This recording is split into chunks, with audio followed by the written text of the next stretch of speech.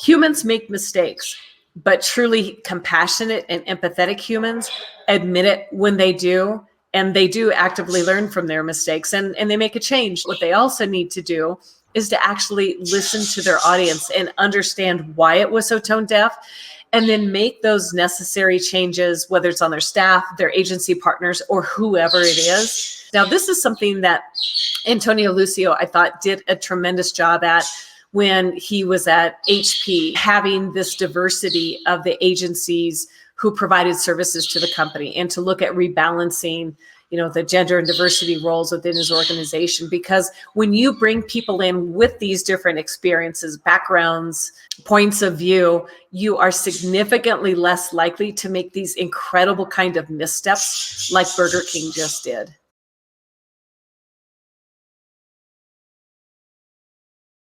We're rarely facing right versus wrong decisions in our lives. I mean, when we are, those are pretty easy, hopefully, to kind of distinguish. You say, well, what's the right thing to do? Well, we should do that. In most of our life circumstances, we're facing two rights. We're facing two situations that have pros and cons that come with them. So we always say the question we should ask is, what's the wise thing to do?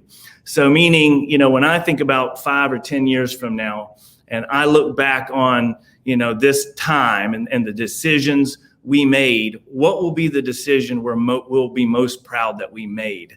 And that's the wise thing to do. And so that's kind of how our values kind of feed into our principles, and those principles guide our plan, our processes, and the way we do business.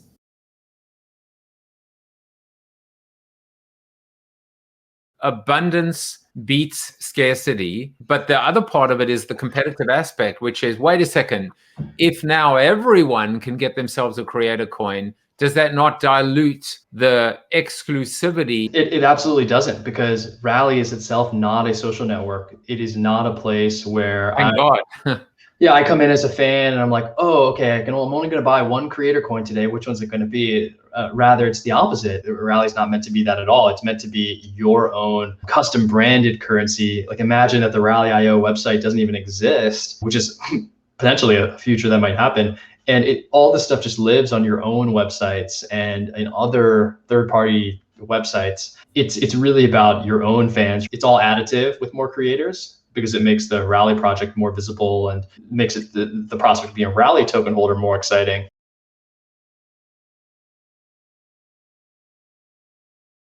Do you look back at 21 years, it happened for a reason? My better judgment is like, this definitely did happen for a reason. I don't think I would be where I am today if I grew up in a normal life. I was driven really early to seek my passion, and that became so important to me. It was more important than life. And this environment of trauma, pushed me towards that. I sought out my passion really early in life. And then I acted without self-doubt, because it was literally, I had nothing to lose chasing my passion. And I think the message is, find your passion, preferably without the help of a cult. But the reality is, whether it's adversity or whether it's, quite frankly, privilege, we don't choose whether we're born into privilege or adversity, but we can choose to pursue our passion and embrace that and use it for good.